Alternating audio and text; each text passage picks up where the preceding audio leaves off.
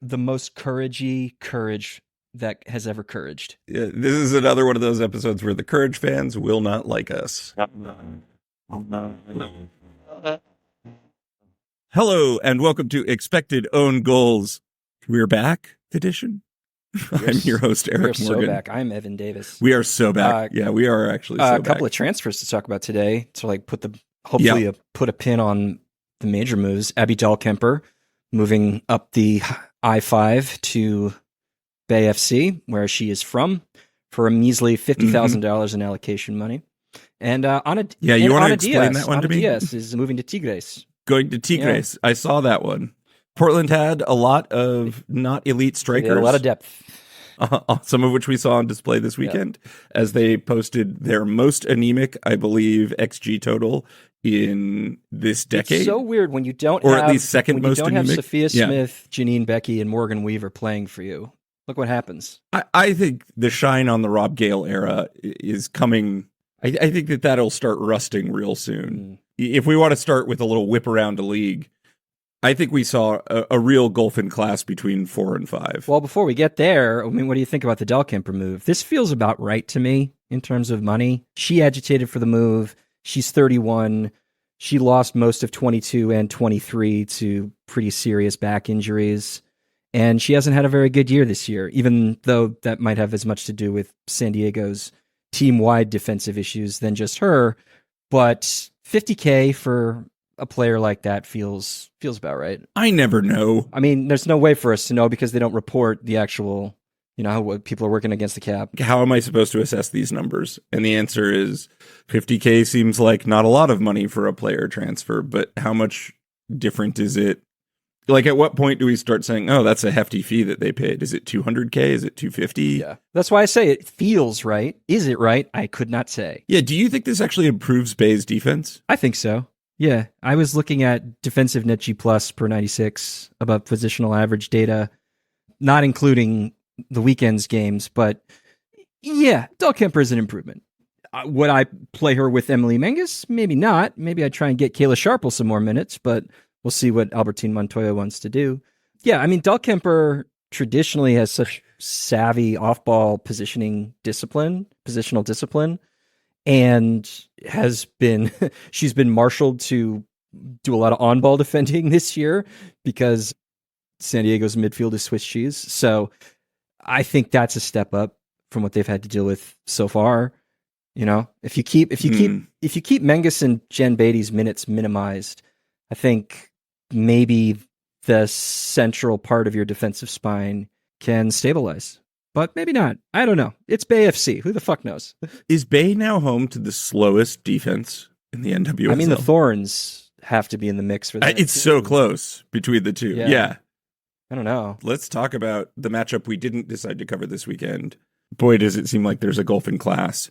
Certainly without your potent attack of Coffey and Sophia Smith and Morgan Weaver and Janine Becky. Yeah, I don't really know how to assess the game because of how much talent Portland was missing. Gotham was missing a fair amount of talent as well. Yeah, but... or at least for the lion's share of minutes. And Portland created nothing. Well, yeah, again, I mean, their entire attack now that Janine Becky is gone really is Sophia Smith because we don't know when Morgan Weaver is coming back. It's not like Gotham played that well in attack, though, They got an early goal by, the never stopping now Ella Stevens. But that's all finishing, like that header is of course. Like just perfectly placed to get past Shelby Hogan. So how much of that is really down to Portland being bad? Gotham put together the narrowest passing map in the history of this game. I know. I think some of that has to do with Brunina switch sides. So like a lot of her touches end up getting squeezed because they're just showing you the average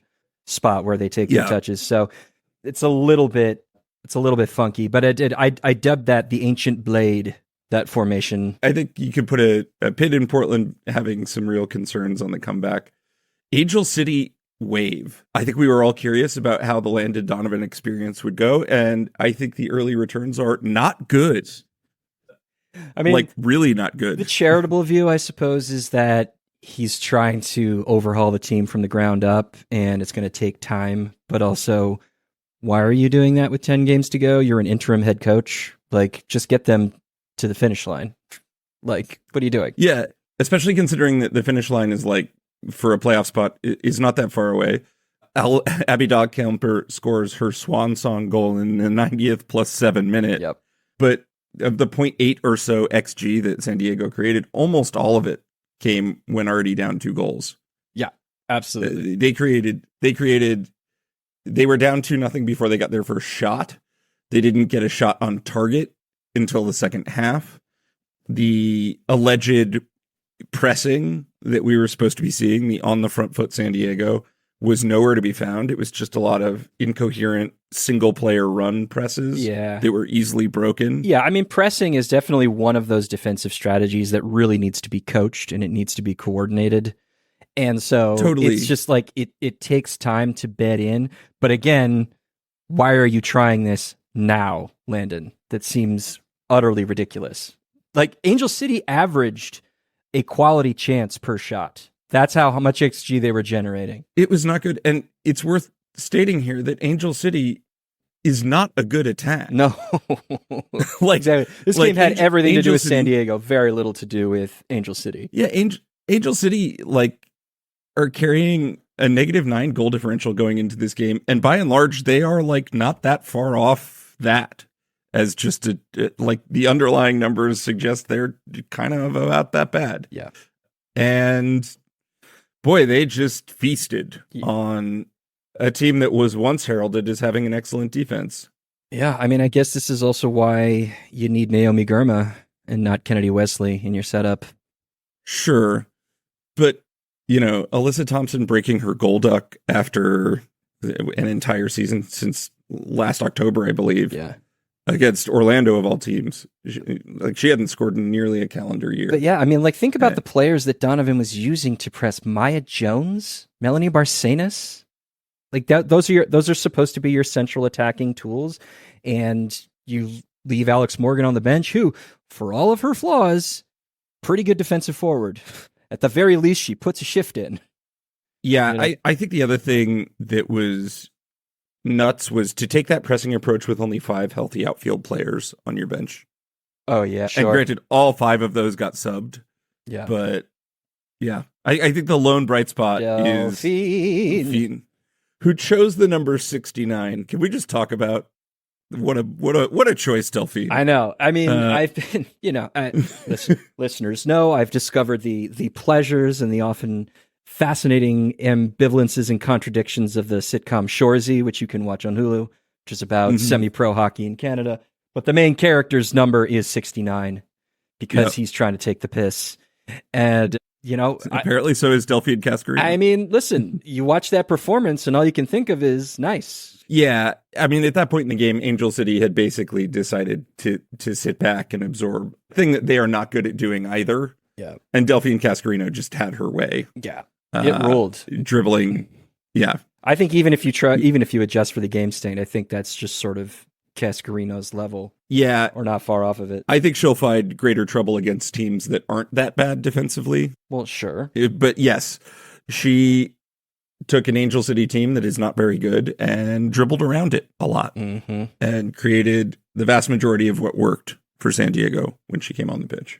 Yeah. All right. Moving on to the Orlando Pride, surprising us all and allowing the Houston Dash to generate 1.3 XG and play a relatively close game. Yeah, not the best Orlando's defense has been this year. Yeah. And then at the same time, they put up 2.8 XG, so it didn't matter. ASA's got their XG allowed a little bit lower. It's like closer to 0.9. But, I mean, this is a team that kind of prides itself on shutdown tactical operations out of possession. But it really didn't matter. The 1-0 scoreline flatters Houston, quite frankly. Yeah, that's right. Let's move on and talk about a game of great futility. Which one do you think I'm talking about? Courage? Oh, no, we'll get to that one. I was going to talk about the Royals and Bay FC. Bay FC, who just cannot help themselves. No. And the Utah Royals, who have already recorded half of the points required to hit Evan's median outcome for this team for the rest of the year. I know. That said, if there were a place on the schedule Utah was going to get points, home to Bay was one of them.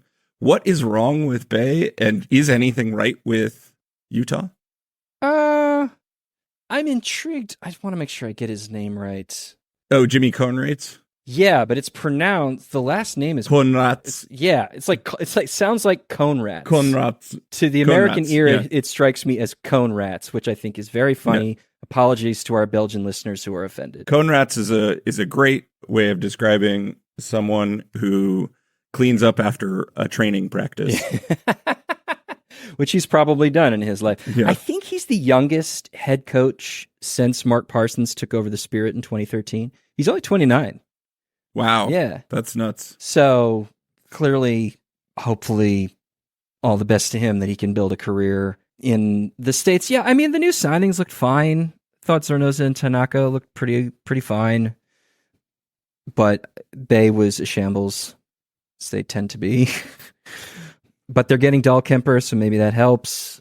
Yeah, I don't know. This game was depressing.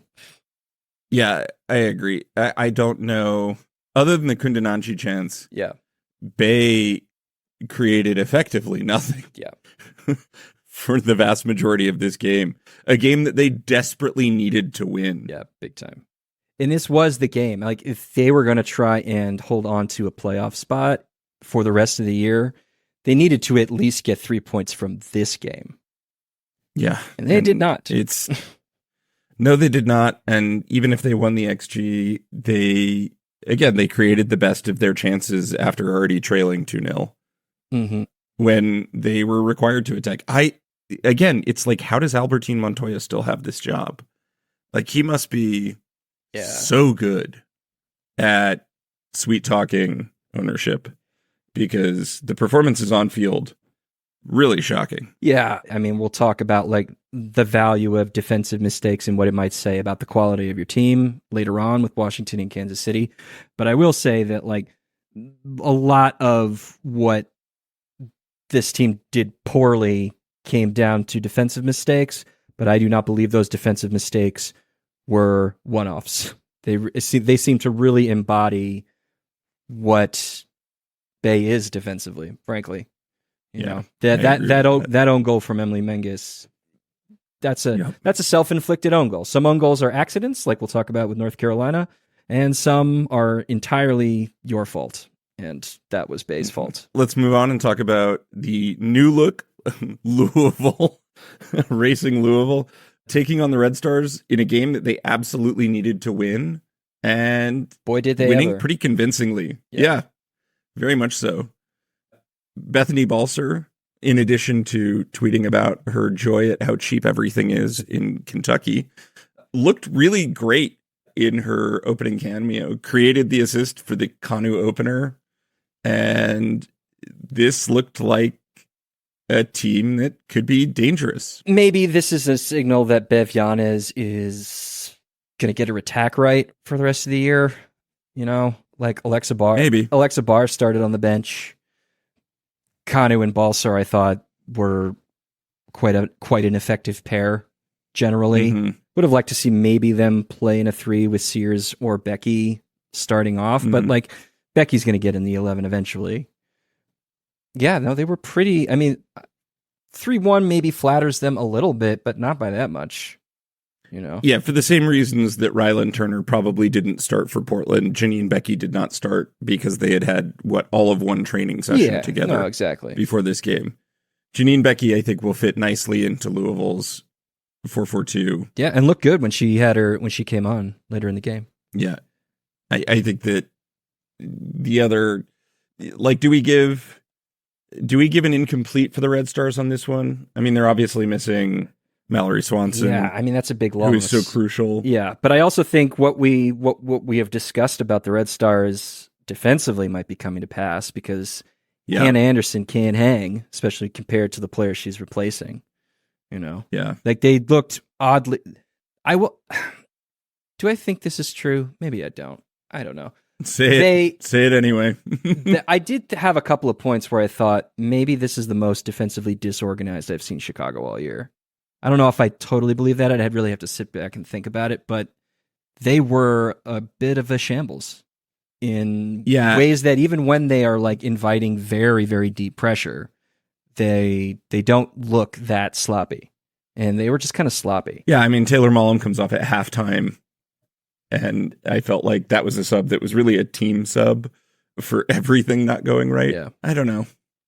I'm not gonna. I don't think it's worth overstating the effect of this loss on Chicago as much as it is worth stating that if this is Louisville sort of turning a corner, this Louisville team is in good shape. And the Red Stars, who had banked all these points coming into this game, need to be, with one less game on the schedule, need to be a little more mindful because the teams directly behind them, Louisville and Angel City, both put points up this weekend. Yeah. Flint and DeGrande, right. that pairing, I think, remains functional. Solid. DeGrande got a goal out of it as well. So, yeah, I mean, I think you look around the league and there are some teams who didn't play well, but you think that just might be a one-off. There are some who played well and you might think that's a one-off.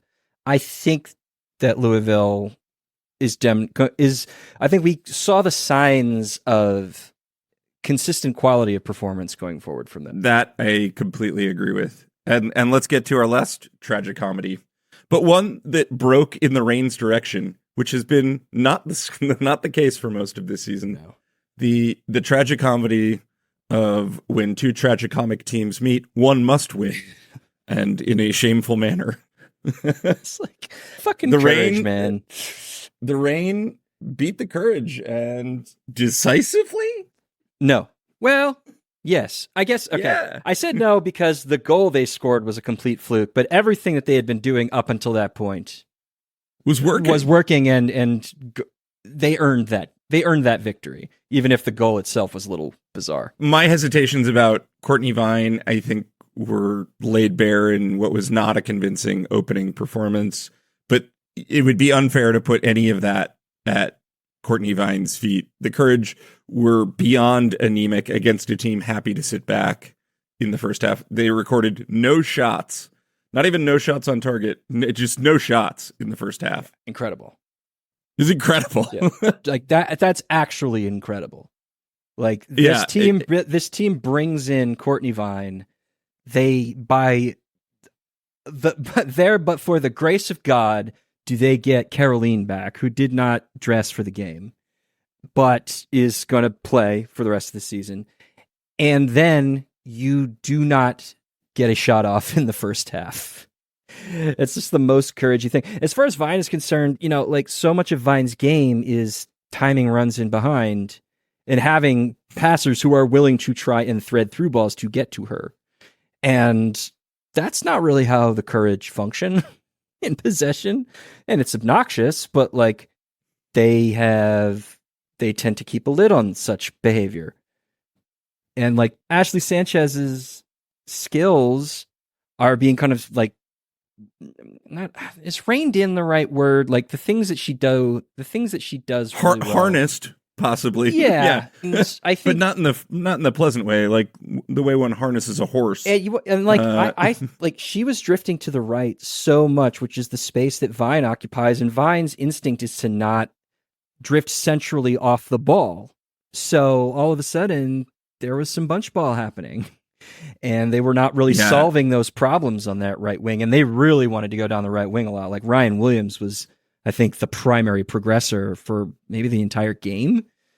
It just did not look particularly fluid. And it's like, if you're going to have Vine in your team, like use Sanchez as a playmaker the way that she's designed to be from first principles, Mm-hmm. Yeah, it was just like, man, it was so lame. I just kept thinking, like, man, you guys look so fucking lame. Yeah, we talked about the tiers. 4 shots the whole fucking game. We talked about the sort of tiers of teams last week, and this weekend felt like North Carolina and Portland, who I think put up a combined 0.6 XG over 180 minutes. That mid-tier, that 5-6 tier, feels reasonably far off that top 4. Yeah. Let's move on and get to our primary matchup, which was 2 versus 3 in the table. Yeah. And now those positions have swapped. Evan, do you think the Washington Spirit were the better team in this 4-1 victory. I think that the Washington Spirit was the team that capitalized on a small handful of isolated mistakes. And that's the reason that they won the game. And also some otherworldly finishing. I don't even necessarily think I would call it otherworldly finishing as much as I would say, I think we both agree that Kansas City had a fair amount of like misfortune. I think of like the Trinity Rodman goal as like peak misfortune. Yeah. But I felt like the Spirit really took advantage of a Kansas City team that got kind of dragged out of what they wanted to do in the game. Like, they were pressing very actively to begin with, but on that Matire counter, no one comes to pick up Paige Matire. Totally. For the entire length of her run. Sure. And she sort of just waltzes into the box and takes a pretty terrible shot. Yeah, Paige Matire's a right back. And normally what a defender is supposed to do in that instance is step up and force the attacker to make a choice. And no one steps up to Paige Matire because, to be fair, every attacker she's going to pass the ball to is more dangerous than she is. And so where Paige Matire ends up finding herself is on her left foot about 15 yards from goal. And she just passes the ball near post on 0.05 XG chance and a 0.11 post shot XG. Yeah. And beats AD French to the near post. Well, you can also you could see the ball. You could see AD French touch the ball with her outstretched hand, and then the ball just goes under her hand. Like that goal, goal is because of AD French. Yeah, I continue to feel like for all of the value that Kansas City has created in XG goal differential, AD French is about the biggest single game liability player that any of the best teams in this league have. And it's not close in my mind. Like she has been okay in goal this year, but you give me a choice between, let's just call them the top four, of Anna Morehouse, Aubrey Kingsbury, and Ann-Katrin Berger, who is basically the anti-AD French at this point. Yeah. And French is, I think the other three make that save without thinking about it. Yeah, I think that's fair. I think that's totally fair. French made a meal. I mean, yes. My perspective on this game is that the Current have a brand new center back pairing, one of whom is a new transfer, the other of whom was never intended to be the starting center back, Stina Balasager. And then all of a sudden they're paired together. They've never played together except in training and whatever Summer Cup friendlies that were happening the last couple of weeks. This is their first time playing in a competitive environment, and they looked like they weren't communicating. Frankly, I think it was on the Sar goal where Balasager had completely crossed over to the other side of the box. Correct. And Cook, wily vet that she is then all of a sudden like, oh, fuck. And she has to go bolt and try and cover the space and is not able to get there in time. And Sar has a pretty clean look at goal and she scores. Like, that is the kind of stuff that feels like can be solved after some time together on the training pitch and not necessarily something that's going to continue in the long term. So I'm a little bit less concerned about that for Kansas City. The French stuff is not good. And when you have a center back pairing that is not functioning well together, then there is more opportunity for French to make a mistake. Like you are leaning into the risk that French poses when you're not solid with the two players right in front of her. So I think those two things in tandem is really what explains the first half. Moreover, Haley Mace, who plays this really, really loose back pass that is what Croy Bethune intercepts. And then passes to Sar, yeah. Yeah, it's the back pass to theoretically Alana Cook, who is not where Haley Mace expects her to be. Yeah, again, lack of communication, lack of coordination. The ball is criminally bad. It basically looks like an attacking pass right into Bethune's path. Sure. And Bethune, to your point about the sort of the mix-up between Balasager and Cook, Bethune is literally like air traffic controlling Uli Madasar about where she wants her to run. Yeah. And then plays an inch perfect ball. But it's not like this. it is wildly being communicated to Uli Madasar what is expected of her. Mm-hmm. And Balasagar and Cook can do nothing about it. And Bethune just plays what turns out to be her 9th or 10th assist of the year? 10th. She's tied the all-time single season record with Tobin Heath, and she has 9 games to go. Oh yeah, no, she's gonna shatter that thing. She's gonna get that record. But Bethune just reads the moment perfectly. And to Franch's credit, I actually think Franch plays this Sar chance pretty well. Yeah, like reads all of Sar's body language. It's just Sar does what you're supposed to do: keep it low, play it under the keeper to the far post, bring it back across. And she does, and she tucks it in. And again, FBref tags that goal for a post shot of 0.84, I think, which is just like, that's pretty much a no doubter. Not much a goalkeeper can do about that. When you're hitting the side netting, generally speaking, you're doing something right. Right. Just net side of the post, you're doing it right. Mm-hmm. That said, Kansas City, who have so many times this year come out and jumped teams in those first 20 minutes, got jumped in this game. And I think it was Washington being pretty prepared for the jumping, because Washington wasn't pressing, really. No, they sat high. very deep. I was actually kind of surprised at just how compact they were.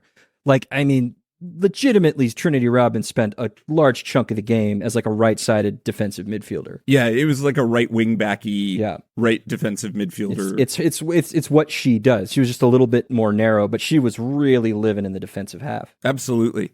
And I felt like for all of what we didn't get answers about what like Jonathan Heraldez's new look spirit attack might be, we did get answers about like understanding your opposition and how to potentially beat them in their approach, particularly in those first 20 minutes. And I wonder if this approach isn't for some of the better teams in this league, because I don't think everybody can do this, because I think Kansas City's too talented. But I wonder if not for some of the better teams in this league, many of whom Kansas City will play in this last 10-game stretch, if this wasn't like a guidebook to how to face Kansas City. So let me push back on that just a little bit. It's a question. It's like, is this the handbook? I see. I don't know if Washington pulled it off quite as successfully as it might appear by the scoreline. Sure. I think that's right. I know that the Chewinga goal is very game state influenced, because Kansas City is down 3-0 and Washington doesn't have to play as open as they were in earlier part of the game. I get that.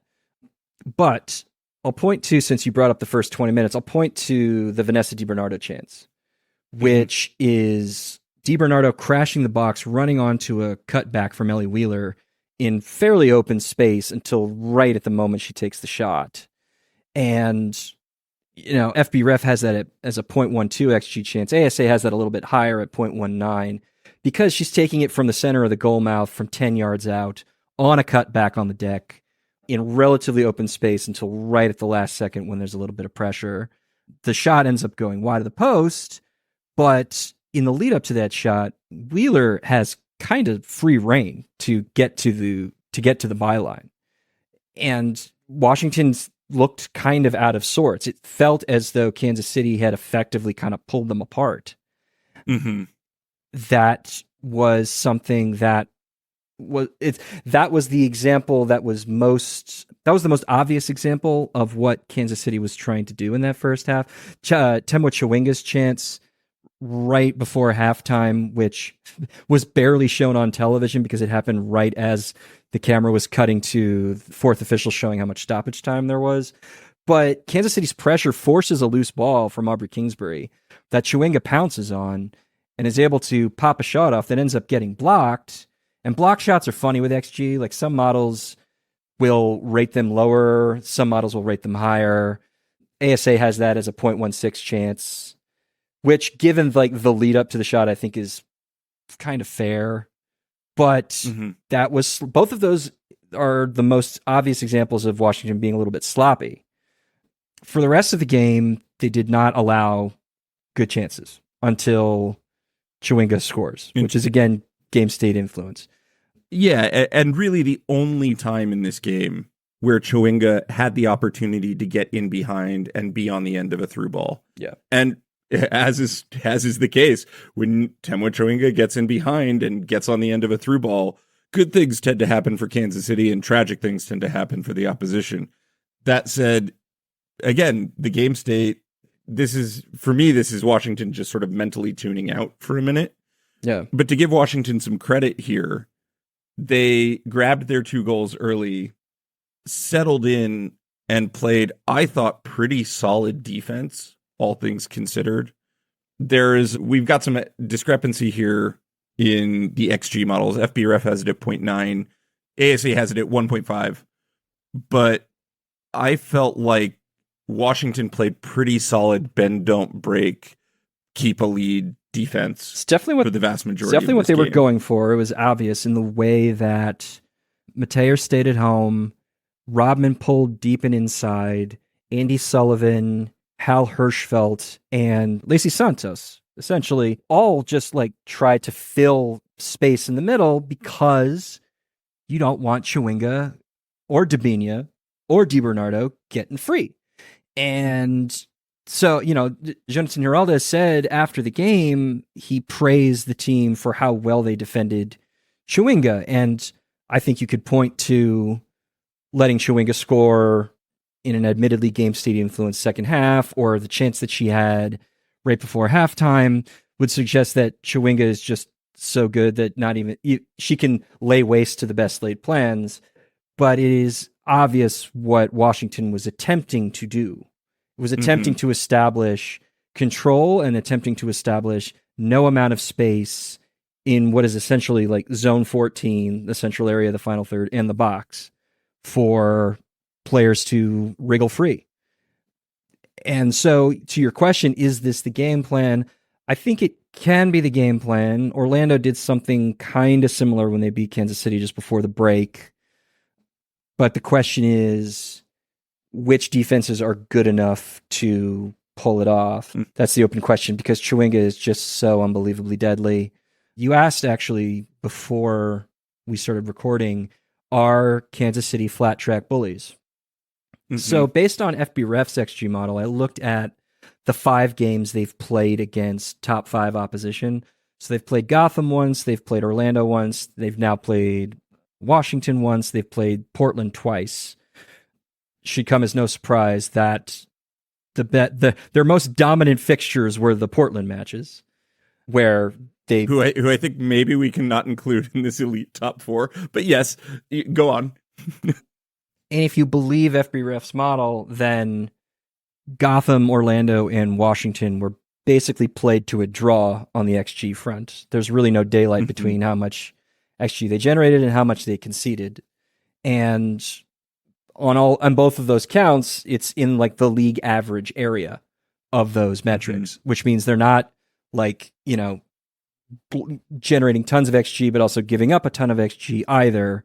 They're just sort of like in stasis. Now, I wonder, and we'd have to do this systematically. I was actually just going back and rereading an article on ASA about parity and how XG is better at predicting leagues with more disparity than it is predicting leagues with more parity. And there is a subsection of that where they bucketed XG differential between teams in Europe where disparity is larger. Basically, like how do top sides play against top sides?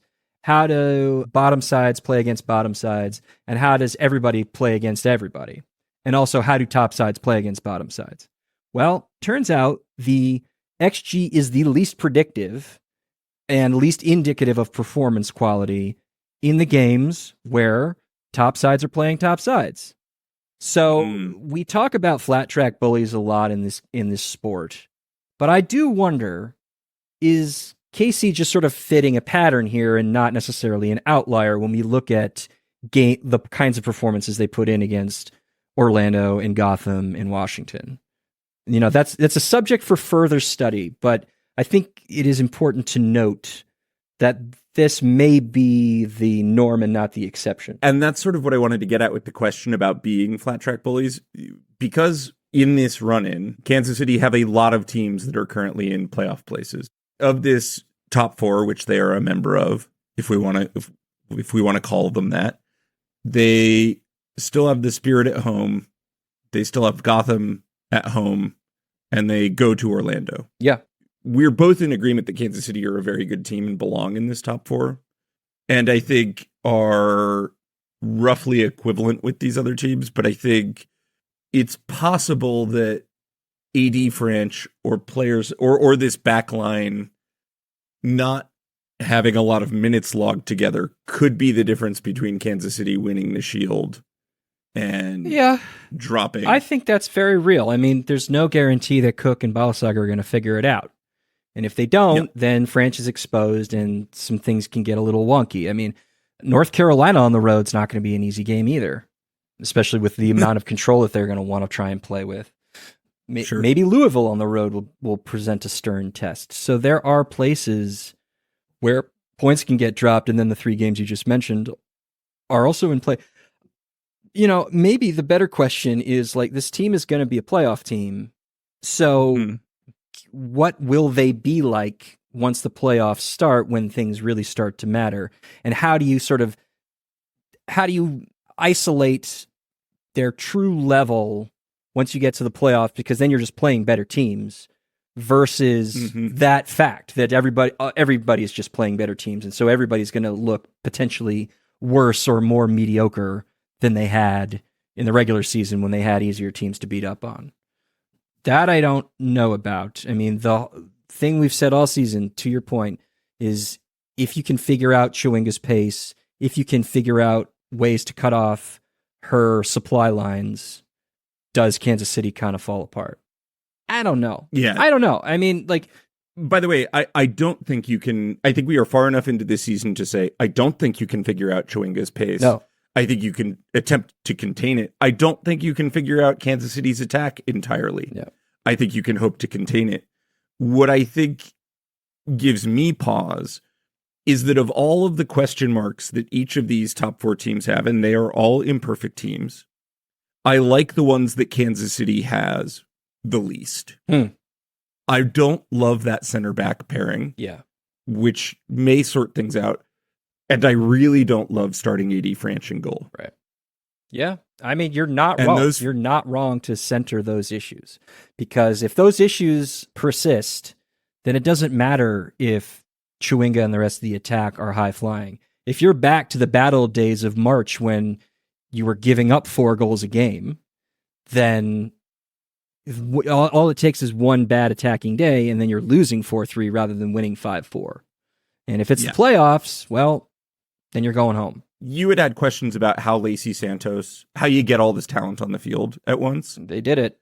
They did it. And Santos is, for whatever grousing I may have about the actual quality of Washington's attack over the weekend, Lacey Santos' goal was their best chance of the whole game, and it was a beauty. It was a true beauty. I had a moment where I was like, Gabby Carl, tell the truth. That ball was over the line. That was out of bounds before you crossed that, right? But it wasn't reviewed, and no one seemed to have an issue with it. I thought it was closer than that. But obviously, where it gets to Lacey Santos and then what Lacey Santos does with it are both just... It's an ideal place to receive the ball and an ideal finish right after it. I think I like what we saw in terms of a more defensive Rodman plus Santos often overloading that right side at times. I like the potential of the two of them playing together a lot. I liked that Lacey Santos had a fair amount of freedom in front of Sullivan and Hirschfeld. I don't think it generated maybe as much offense as we would have liked. It generated a good-looking scoreline, but Washington, to come down hard on Washington in this game, didn't create a ton. No. Beyond capitalizing on those early mistakes. And, maybe that was very intentional. Until they play Orlando on the road, there are a lot of points for them to grab. And they got Kansas City again on the road. So it's those 2 games. And the rest, maybe they can stretch out a little bit, and you just know that you have to swallow. I was like, didn't Pep Guardiola play 4 center backs against Liverpool last year in his back line or some shit? Yeah, he went all Germany 2014 on the world and just decided that fullbacks weren't that useful. So in the big games, this is something that top teams do. They can, certainly. And then will Santos have more license to get into the attacking third than she did, or at least with more consistency than she did against Kansas City. Yeah, probably. I wouldn't be surprised, but she looked really good. She looked really good. Yeah, and credit to Geraldes for basically, I don't know what he said to Trinity Rodman, but for saying to the Olympians, like, hey guys, this Kansas City fixture right when we're back, I know you have a allotted vacation. We could use you. Yeah. And frankly, all of the Olympians got reasonable usage. Yeah, Hirschfeld played, Kruger played, Bethune played, and Santos played, and most significantly, given the amount of minutes in her legs, Rodman played. And whether it was advisable or not, Rodman played. She didn't get pulled to the 79th minute. Just incredible. I mean, maybe they'll get some time off in the next fixture, but I do, for whatever reason, maybe Washington, because Gurmo didn't play, Coffey didn't play, Smith didn't play, Lynn Williams didn't play, I don't think, right? Rose Lavelle got subbed on. Neiswanger started. Yeah, Neiswanger started, but also she was fresh. Yeah, no, Williams didn't play. And Dunn didn't play. And then, in the Chicago game, Swanson didn't play. So, basically the teams that carried a lot of national teamers, U.S. national teamers, gave them the week off, or were just told that they were gonna have to give them the week off. But yeah, Geraldes got buy-in, and everybody suited up for Washington. That's kind of cool. We're going into a stretch run. For me, Kansas City have the most crucial question marks in that center back pairing and what to do about AD French. Of those top 4 teams, if we want to call them that, have the least question marks for you. Like, what team would you pick? It's interesting. And Kansas City is a totally viable pick here. I mean, their XG differential says enough. Yeah, I mean, the mental space you had to put yourself in is like, can Kansas City hold on to a top 4 place? And then what do they? Yes. And then what do they do in the playoffs? Like, are they prepared to win 3 tough games in the span of 3-4 weeks? I mean, you're right. It's just like, can Cook and Balasager get on the same page? Can Elizabeth Ball get healthy? That's an open question right now, as to whether or not she's going to come back. If Ball can come back, then that stabilizes. I mean, she was on the bench. Yeah, so that could be a sign that this really is just a blip. That, like, once you get Balasager out of there, once you get Cook settled, once she has a little bit more time to figure out the system, then it's just steady Eddie.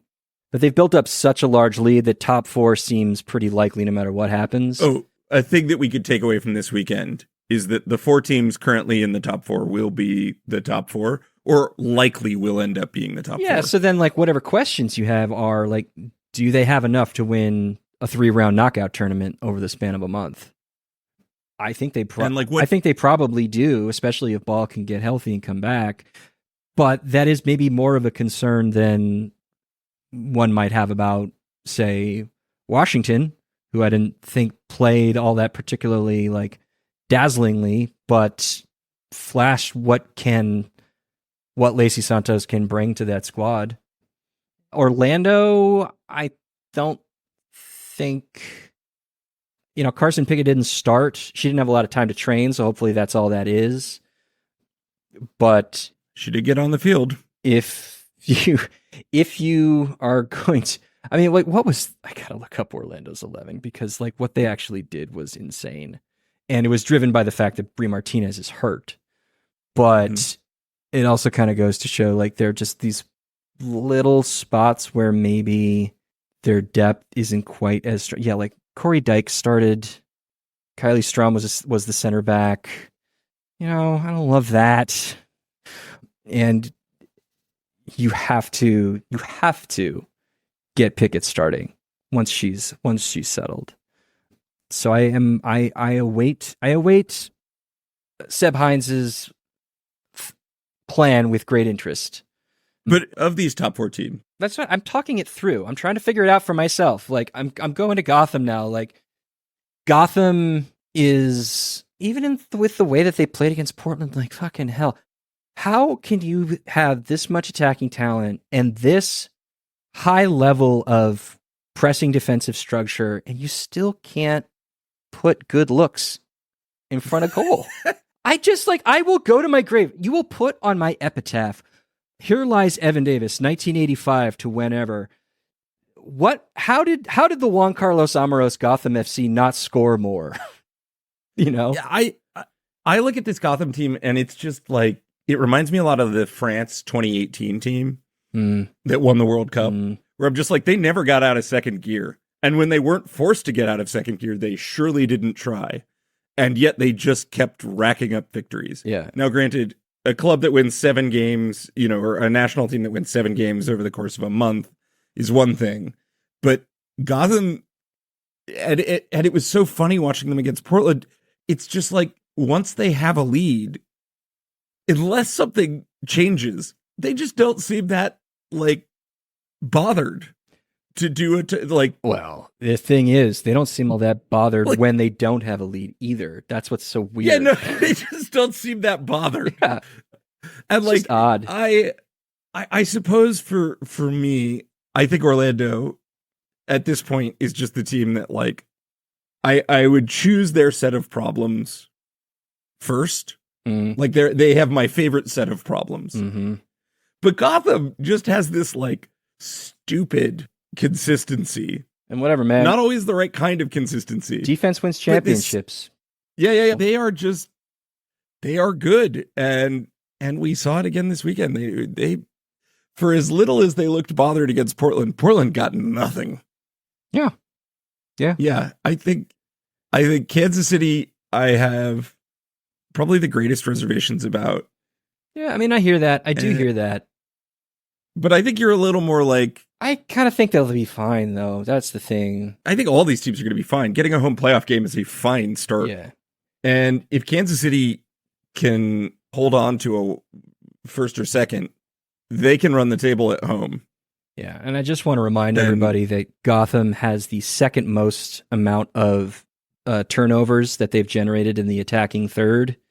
And they have granted the third most number of shots from said turnovers. But then when you like normalize that and look at it as like, how many turnovers in the final third does it take for them to put up a shot? And they are 7th. Yeah, it takes them such an effort to actually like make their pressing an attacking weapon. It's just wild. Just completely wild. So give me a team just to close us out. Yeah. This weekend, because I don't think it's either Washington or Kansas City. What team with their performance this weekend changed your priors about them most? Changed my priors about them.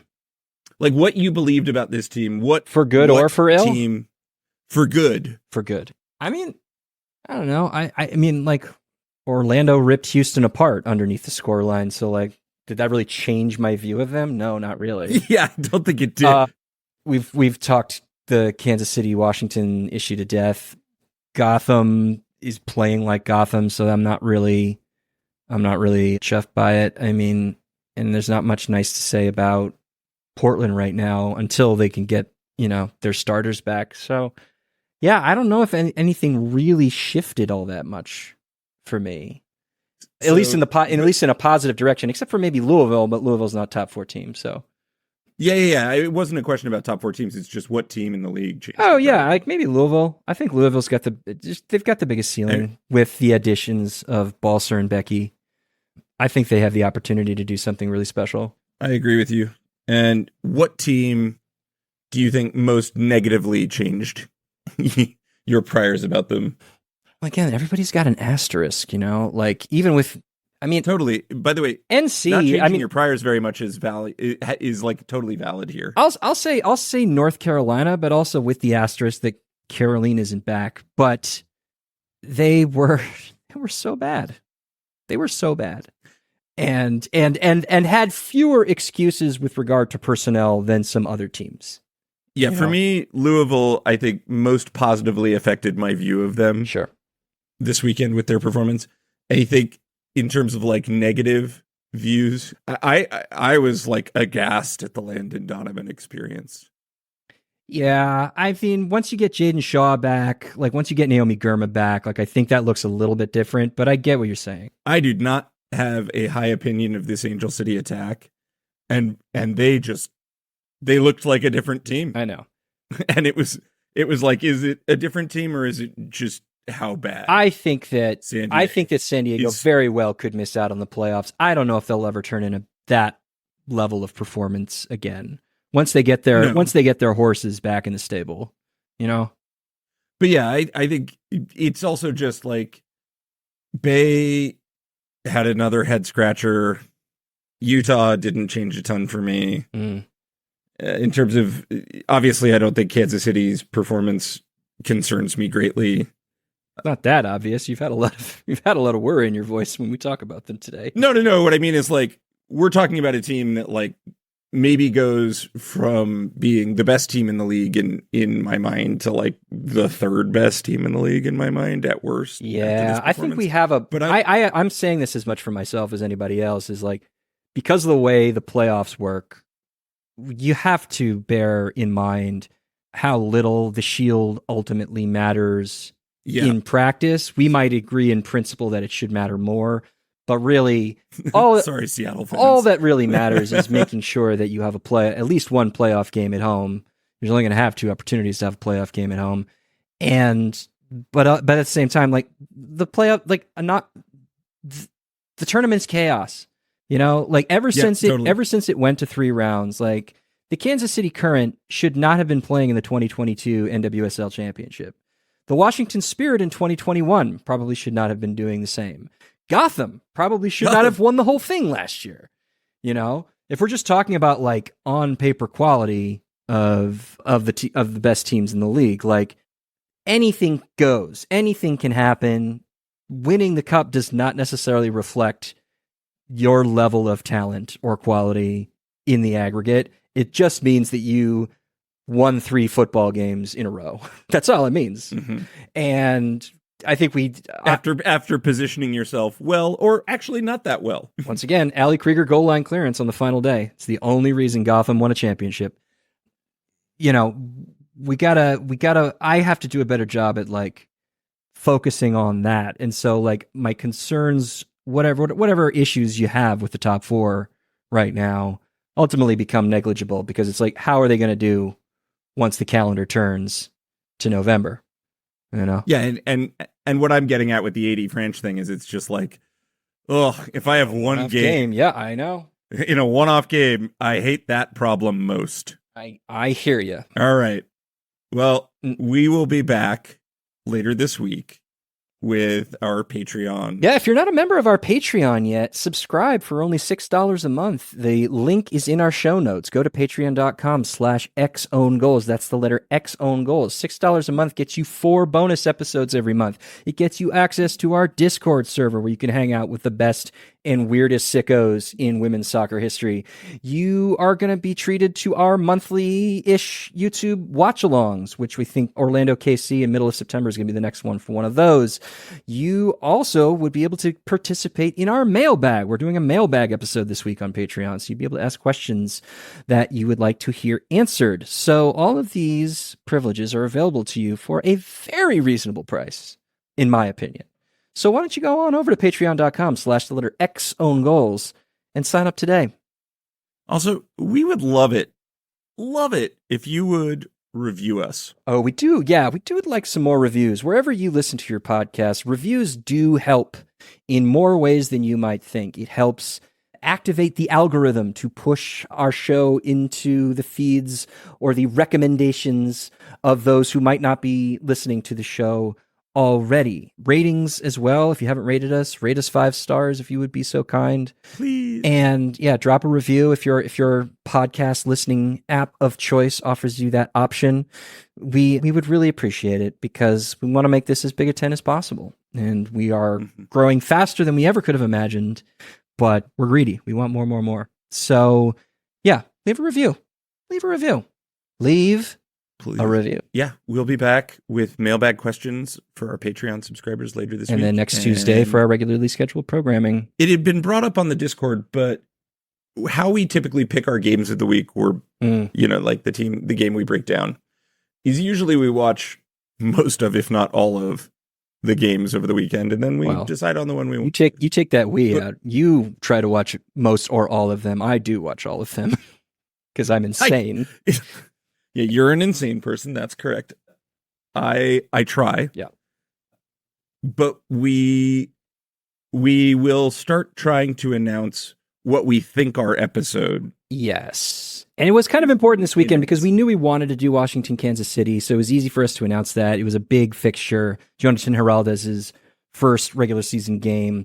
But it was helpful, I think, for people to know that ahead of time because the game was on CBS Sports Network, which is the most difficult way to watch any kind of sporting event on the planet. So people having some lead time gave them the chance to figure out how to make that happen. But we like to spread the wealth. We don't want to play favorites and talk about one team a lot more than another team. We like to talk about the game that ends up being kind of the most interesting one from our tactics and data points of view. So we like to be able to have, the data in hand and all of the viewing in hand before we make that decision. But we hear you. We will try and announce what we're watching at the start of the weekend rather than at the end of it to help you guys watch along whenever we are able to do that. I mean, you can guess some of the obvious ones, like Orlando KC. We'll be talking about that weekend. All right, Evan, I'm going to read you off the fixture list right now. We're just going to do a little preview for of this how weekend. We think about this. Yeah. Okay. We got the Thorns and Bay on Friday night. Okay. We got Louisville and the Rain. Okay. On Saturday. We've got the Dash and Utah on Saturday. I don't think we're doing that one. Oh, come on, Dad. I'm gonna pull that one from the pile for us. We have got Angel City and Chicago, which we will be at live. If you are in the greater Los Angeles area, come to BMO. And we'll be hanging out at the Sunset Lounge after Final Whistle. So we'll do a little meetup. Anybody in LA who's listening to the show and wants to come hang out, come by the Sunset Lounge on the roof of BMO Stadium. Okay, so Angel City, Chicago. Angel City, That's not bad. It's not bad. We've got the Current and the Courage. Yeah. And we have the Pride and Gotham, which I think is the pick. I think Orlando Gotham is the pick, yeah. Yeah, I think that has to be it. Got some good top 4 matches coming out of this. And the Wave and the Spirit as well. Yeah, I think we can. But I feel like it's going to be. We can keep half an eye on that. But I think Orlando Gotham is the move. If that game turns out to be a clunker, we'll probably do Chicago Angel City. Yeah, just because we'll have been there. I will have been in the press room. I can probably pull some good quotes. I can see Papa Lorne in the flesh, which is always great. But yeah, until then, folks. Have a great week. Enjoy your weekend. If you're a Patreon subscriber, you will hear from us on Thursday with the mailbag. All right. Bye. Talk soon.